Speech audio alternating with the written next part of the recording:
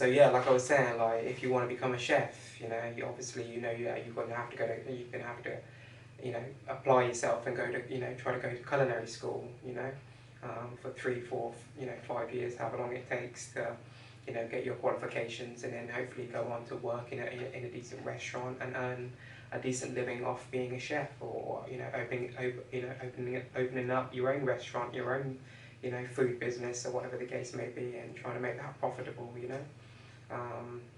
So yeah, it's all about application, with everything in life. If you want to do music, like me, I do music.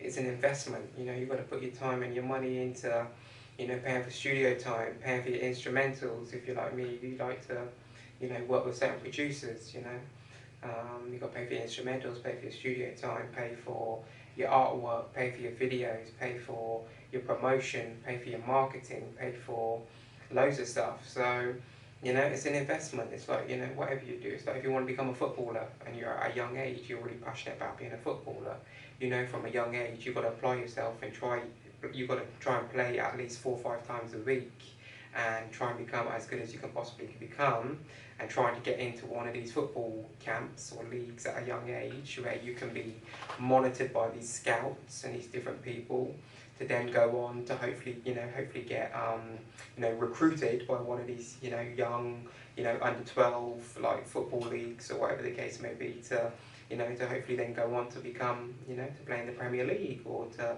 whatever the case may be. Like it's all about hard work. Nothing in life comes for free. Nothing of real true value comes for free. So every decision we make is powerful. Speaking about power and God, every decision we make is powerful. We have the just being random again, but even the other day in the news, I saw someone was working in somewhere in America. This guy was working in Walmart, or one of these places in America, one of these shopping places, complexes in America. And he basically took a gun to work and killed a few people, and then killed himself or something, if you see what I mean. So what I'm trying to say though is, like, the decisions that we make are very, very powerful. We have to make sure that we're making the right decisions, and making sure that we have thoroughly processed and thought about each decision that we make before we make it, and what are the implications and consequences and the things that could, ramifications that could potentially come behind the decision that I'm going to make. Is it going to affect me directly or indirectly, or any of my loved ones directly or indirectly? So it's all about decision making. And sometimes you can, as I've said before, do the right thing and get in trouble. Yeah, true. You can. Yeah. Like I say, you could, I don't know, there's all kinds of things out there. Yeah, definitely. Yeah. But when it comes to God, I think everyone has their own interpretation, of what that is, and what they believe it to be, or what they think it is, or what they... God could be a tree. Like for some people. So I'm just saying, when it comes to God and that kind of thing, like I believe in a higher power, in a spiritual force, in a sense, universal. God could be water. Yeah, could be. Could be, or oxygen. I believe in a universal force that that is Well, I think nature itself is something quite beautiful, the way it all is, like you've got the trees, everything. Yeah. Everything that exists in nature, Yeah. And I think, even like I might have said it before, like even a spider, a hedgehog, or whatever you think about, they're all good mothers. Yeah. You know what I mean? They've got a conscience of being protective over their own eggs. Yeah. And they also look after themselves in a big way, if you watch any bird for an hour or so, you watch them carefully, they're always cleaning themselves. Yeah. Making sure their feathers are right, do you know what I mean? Yeah, yeah.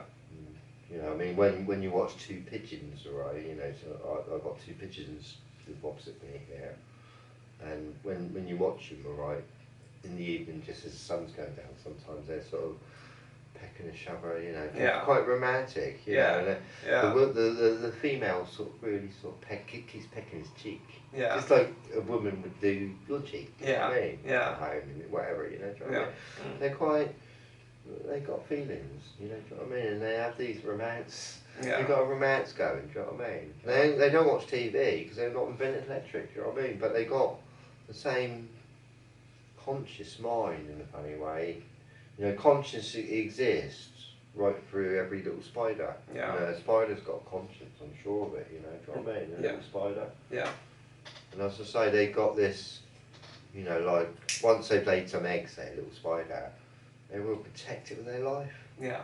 You know, if anyone comes to try to eat those spiders or whatever, you know, those eggs, sorry, you know, the spider would really sort of, I mean, they lay on it like a chicken. Yeah. I mean, sits on them like a chicken. Yeah. You know, and keeping an eye out for everything that comes nearer, do you know what I mean? Yeah.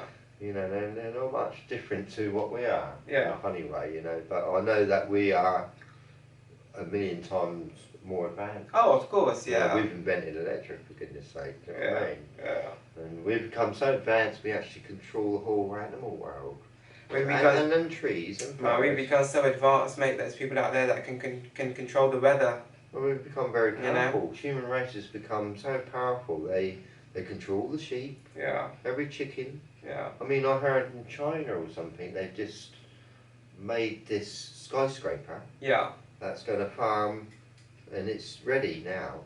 It's going to farm a million, you know, kill 1 million pigs a year. You know, it's farming. Wow. You know, it's a skyscraper that's holding 1,000 pigs. Yeah. So, you know, 1 million pigs, and then you can, you know, you can Google if you want. You know, do you know what I mean? Yeah. You know, we are breeding fish to eat them today. Yeah. Do you know what I mean? Yeah. We breed them. And there's a lot of GMO. There's a lot of GMO meat today too as well, mate. Synthetic meat. You know what I mean? Lab grown meat and synthetic meat and all sorts of shit today too. You know. Yeah, you know, it's I don't know. You know,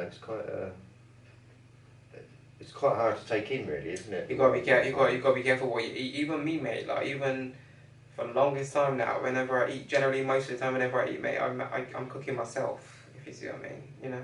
9 times out of 10, I'm cooking for myself. I do now, like, you know, I know what's going into my food and you know, etc. You know, gotta look after yourself. You know, gotta make sure you're eating the right things. Because, like you said, we are what we eat essentially. You know, and your body. You know, the more healthily you eat and the more you look after yourself, the better you will feel. That's just obvious. You know, that's just natural. You know, you know, like even myself, the more like I started to eliminate certain things out of my diet over the years, like cut down on eating sweets and chocolate and drinking a lot of like fizzy drinks and stuff and other things, like the more that I reduced it in my diet, the more I realised like the more you feel better for it, if you see what I mean. You start to realise you don't need that caffeine all the time to keep you awake and keep you going and stimulated to keep you, you know, focused and stuff. You know, you can actually manage without it. It's just that you've got so used to having it that, you know, it's, you know, your body finds it for the first like week or two, your body finds it hard to cope without it. But once you start to reduce those things in your diet and you drink a lot more water and drink a lot more like herbal teas and certain things and start try to eat more clean, like, you know, just making sure you cook, you know, home cooked meals with, you know, making sure you're getting, you know, a nice, you know, getting your carbohydrates and your, you know, decent, you know, protein and, you know, your vegetables and, you know. It's like me, right, when I was growing up, right, I go to the shops, and of course there's always sort of sweets around me, you know. Yeah. You know, I go, can I have some sweets, you know, do you know what I mean? Of course, yeah. And obviously she must have bought me a packet when I was younger and I loved them so much, I wanted some more next week, you know, do you know what I mean? Of course, yeah. You get addicted to these things, you know what I mean? And you know, I mean, even today you go in the supermarket or whatever and you go down the aisle, and I guarantee you it's got a whole aisle of sweets down there, you know what I mean? You think, hang on, and they got like pictures of, you know, to sort of encourage kids or children. Entice them, yeah. Well, it's got like pictures, you know, like a lot of these cereals when you think about it. You know, they've got loads of sugar in them. And they use lots of colours and stuff to. You know, I don't know. You know, I'm not gonna criticise anything out there. You know, but I think, hang on. You know, like sweets are not really good for you. Okay, No. come on. Yeah. You know, they're selling them. Yeah. You know, what's going on? You know. And the thing is, you know what shocks me today too, mate, is like even like okay, sometimes I'm gonna pick my son up from school, right, and I can see kids going in and out of Tesco's, yeah, and as soon as they're coming out of the shops, the first thing they're opening up, mate, is a big bag of sweets, or you know a big tin of Pringles and a large bag of sweets, and it's just like you're trying to tell me like you're gonna eat all of that before you even get home, and then you know like it's like, you know. Because a lot of kids today, obviously they're young, they don't understand that sweets aren't that good for you. You know what I mean? Like they can make you, you know, if you eat too many, they could be bad for you. You know, too much sugar could be bad for you, have a detrimental effect on your body and your mind even. You know, can even affect your mind. You know, so you know when you're young, you don't really understand these things. You're not really educated about them unless someone obviously around you's got that knowledge and kind of imparted it to you. You know. And even with my kids, I always because I'm knowledgeable of those things, I say the same things to my kids. I always say, I don't mind you having things, but in moderation. You know, it's not going to be every single day. You're not going to be eating sweets and crisps and chocolates and stuff like that every day. A few times a week is okay. You know. Or after you've had. You look forward to it too. If you, yeah. I mean, if you do it every day. It's not the same. If you do it every day, you know. I think you. It's not a party, is it? No. It's a celebration, is it? You know. So like a couple of times a week, you're like after school or. You've got to have something to look forward to in life, haven't you? Definitely. You know. Yeah. So after school or like after their meal, a couple of times a week, I say okay, here's some go in the freezer and pick out what you want, some chocolate or some go get some sweets out of the cupboard or some crisps or whatever. I say you have got with your children.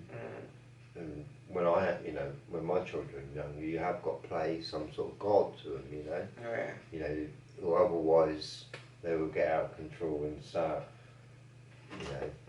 if you know what I mean. But you've got to sort of discipline them. Yeah. You know. Well, I think it's just about discipline in a sense of guidance. Like you gotta. It's like even with my kids, that's like I even said to them, I like sweets too. I like chocolate. I like sweets. I like crisps. I like all these things too, just like most people. But I understand, especially as I'm getting older, that if I consume too much of it, I don't feel too good, if you see what I mean. You don't make you feel too great, you know what I mean? After a while, if you're eating too much of it and consuming too much of it, you just don't feel too great. That's just the reality, because we all know it's just a lot of sugar and colours and gelatin and all sorts of stuff that isn't too great for you. But, I even say the same thing to my kids, like, I like it too, but I also, myself, I've learned to be disciplined, where I'm not going to have it every day, so, it's just about letting them know it's okay to enjoy life, but you've got to have a balance. That's right, yeah. Because if you don't have a balance and you don't, do things in moderation, you will, it can be detrimental to you, and that is just facts, that is just, so, yeah. That's right, I mean, it could kill you, couldn't it, if you, do too much of one thing. Yeah, of course. If you're eating sweets every hour. Well, people get diabetes. People end up becoming a diabetic, and all this stuff that can have health implications. And there's some people that end up not living as long because they've got these kind of things. If you see what I mean, they end up health related issues in regards to these things, and then they don't end up living as long, and it can affect them in the long run. Like especially as we get older. When you're young, you don't really notice it in your body, because if you're young and your body's kind of very, very strong, and it can withstand. It's got a lot of energy in it, isn't it? Yeah, you can. It's not necessarily very strong, I don't think, but I mean, some children are weaker than others, But don't affect you as much when you're young. You don't notice it when you're eating all these things and drinking all these things. But as you get older, you do. If you see what I mean, you notice the effect on your body more. So I've always loved sugar, right? Yeah. And sugar, I think, gives me energy. It does. To be honest with you, yeah. And energy is power. Yeah, it's power. At the end of the day, yeah. Yeah. But you don't want too much sugar either. No, but I've always said, I'm quite strong. I'm not the strongest man in the world, obviously, or nowhere near it, right? But I'm quite strong. Yeah. I can, I'm nearly 60 and I can balance on two hands quite easily, whatever.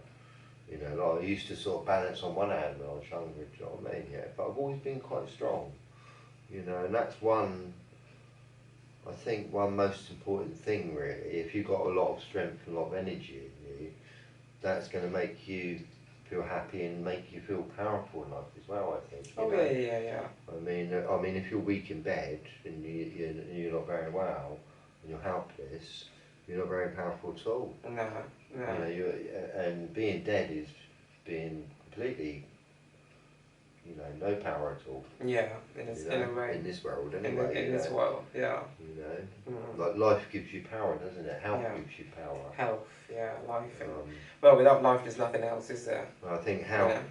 You know, be honest, your health is number one, isn't it? Health is number one. Health is really wealth.